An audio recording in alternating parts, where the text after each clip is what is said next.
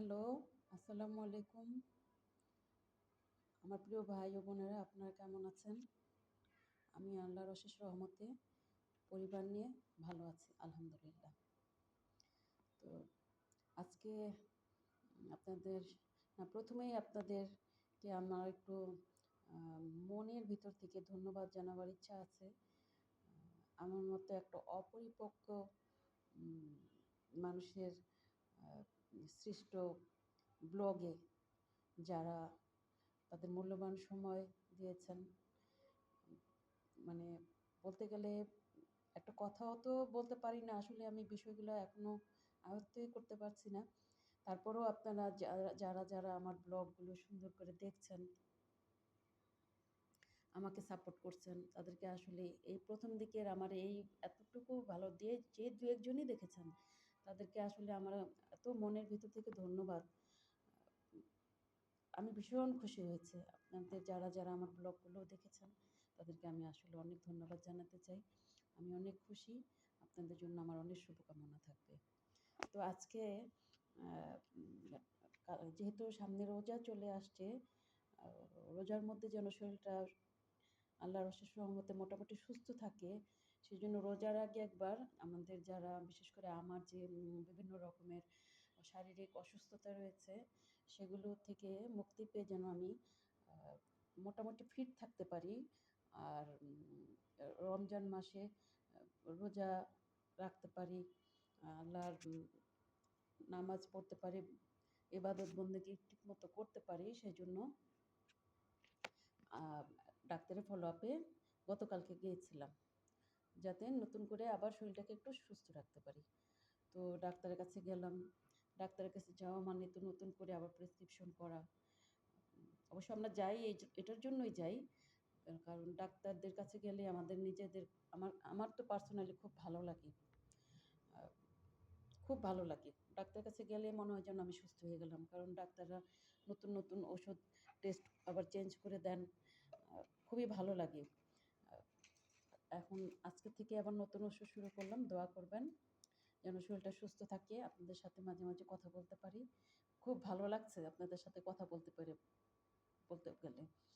আর যেটা আমি বলতে চাচ্ছিলাম আজকে সেটা হচ্ছে যে এই যে আমাদের অসুস্থতা, আমাদের চিকিৎসা ব্যবস্থা, হসপিটাল, ডাক্তার, আসলে আমাদের সবার মধ্যে একটা ধারণা আ জন্মায় গেছে যে বাংলাদেশের ডাক্তাররা ভালো না।